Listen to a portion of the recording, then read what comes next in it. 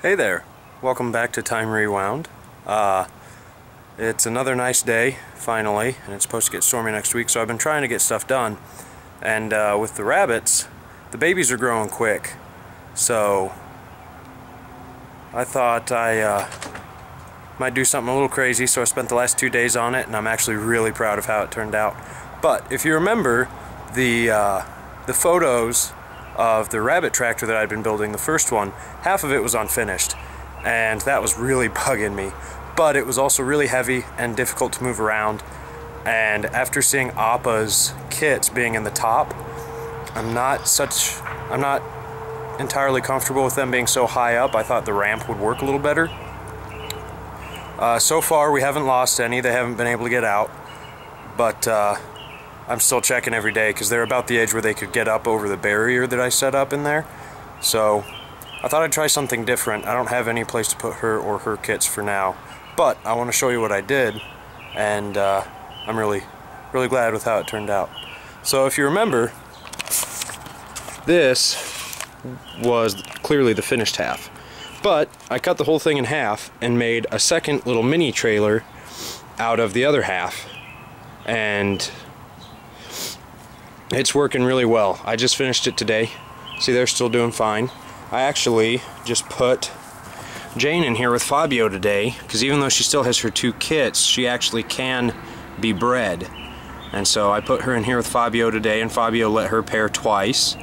So we've got that going. Hopefully it'll take, because I'm going to try and set them up so that they're on a 1-month rotation, so that, or it's staggered by a month, I mean, so that if Jane is pregnant now, then in a month she'll kindle, and then when she kindles in 4 weeks, then have Georgia mate with Fabio, and then after that 1 month when Georgia kindles, then have Appa mate with Fabio. So that way there's always a month difference, because most things with rabbits and they're young deal in increments of a month, and I mapped it out last night, and if I can get it like that, then there will be 1 month out of every 4 that nobody has, that nobody's pregnant or being nurtured.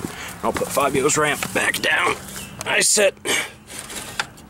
pulled it up so that when Georgia or Jane was in here, she couldn't run up the ramp and try and escape. So I kind of improvised and threw in a couple blocks of wood to raise Fabio's ramp, because I haven't really gotten a good system for getting his ramp up to stay. So that's on the docket. Sorry, not super professional, I know, but I gotta close this up before Fabio tries to escape, before he wisens up to me. See, he's already here. But so yeah, but anyways, as I was saying, we're trying to get it so that the does are at 1 month intervals, and then every 1 out of every 4 months nobody is going to have anything going on. So, well, that's not true. 1 out of every 4 months we will not have kits to harvest. So that way 3 out of every 4 months during the 9-month roughly breeding cycle that's every season but winter, we can get kits harvested most of the time, and then they all get an appropriate rest period so they don't overwork themselves.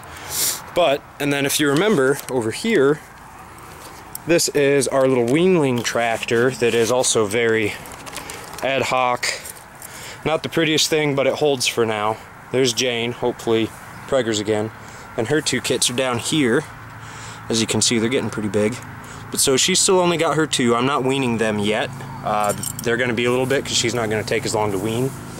But I removed Georgia and most of her litter from her side, and I started with 2. So now there are 2 kits that are officially starting the weaning process. And so they're on their own without mom for the first time. They've only been this way for a few hours. But the old suggestions were 8 weeks, you wean them and not too much sooner. But with with the nutritional value of pellets nowadays, you can wean them a little bit sooner if they start on pellets, or if you start them on pellets. And they've started eating out of Georgia's food dish naturally. I didn't have to do anything, and so I'm pretty sure that they do not suckle anymore.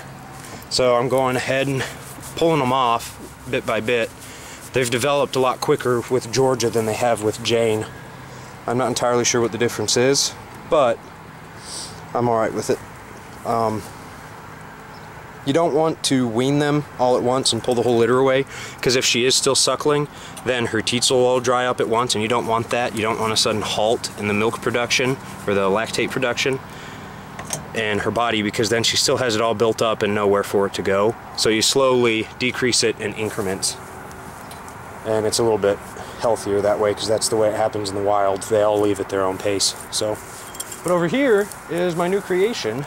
That's the second half. Again, as apparently I only do my projects in halfway intervals, but I've got half of it done, and here's Georgia with her kits in here with her 4 that are left.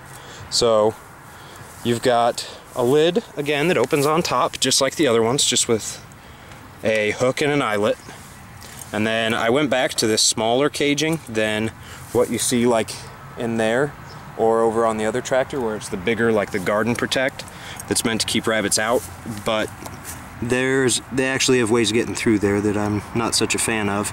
So I went back to this stuff. It's nice, it's sturdy, it holds shape very well, and they don't ever feel like they can escape through it.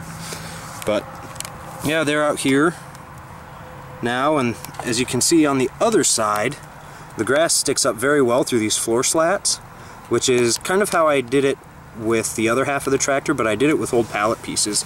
With this, I actually got cut pieces of wood. As you can see, they're all pretty uniform, and I really like them a lot better. It's definitely extra money, because a pallet you don't really have to pay for, but they're a lot sturdier, they're a lot easier to work with, and it's a nice quality wood that's pretty enjoyable. And yeah, I very much like this setup. They already grazed their half down pretty well, and Georgia looks like she's getting warm. So they've been sitting in this box for quite a while, even despite how warm it is with all of them in there. I guess they wanted the shade, but this is the nesting box. So the feeder on this side, on the outside, so I don't have to reach in to disturb them. I've gone with these large trays for feeding the masses of kits, because they can all eat in there at once if there's not somebody like that guy sitting in it. But still, for the boxes, they're nice because they can't spill that, so there's always at least a little bit. But everything else about this box is solid wood besides this one wall, and the idea is so that in winter it'll hold better and they'll feel more secure. They do have a little window right there so that Mom can keep an eye out and they can get a little bit of airflow. I mean, it's not airtight by any means, but airflow is good in there because rabbits are much more prone to overheating than they are freezing. So another hook and eyelet just to get her open. It doesn't open super far, but it's far enough. And then as you can see, it's just along back there is the intended nesting area, and that's what this little bar is for, so kits don't crawl out of the nest when they're squirmy and blind and can't see. That way, when they're physiologically ready to jump and move around, and they've developed that far, then they're able to do so. But also up there I put another hook and eyelet just in case I'm working in that box. I can hang it and hold it open, because like over here with these doors, there's no way to hold them open. One of them, well, not really either of them anymore. They used to open so that you just put it up 90 degrees and it would sit, but neither of them do that. That thing is in need of some good repairs pretty soon. But yeah, and then on this side I got the floor slats in because it's easier to do those all at once, so that say if I only did this half, finish this whole half, well then when I came over here I have to flip the whole thing upside down. That'd be a disaster. But another thing, to support the weight on here, there's just some little metal brackets. Let's see.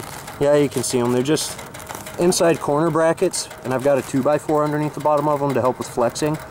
And at first, I didn't anticipate this box being as heavy as it was, which was silly since it's wood.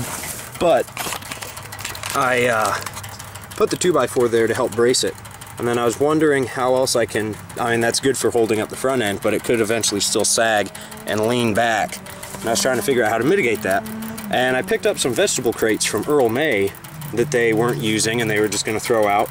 So I talked to them and I got probably a dozen of them. And then one of them had this metal kind of cable wire in it. And they said I could take that too, so I took it and I made a little suspension line out of that to help suspend the weight. And there's another one over there too. I'm eventually going to put duct tape around it so it looks a little bit neater. But for now, it's working pretty well.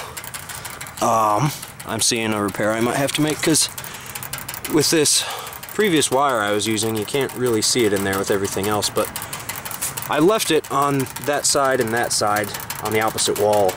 And the kits were trying to get out through the higher holes. One of them almost did, but I caught it in time.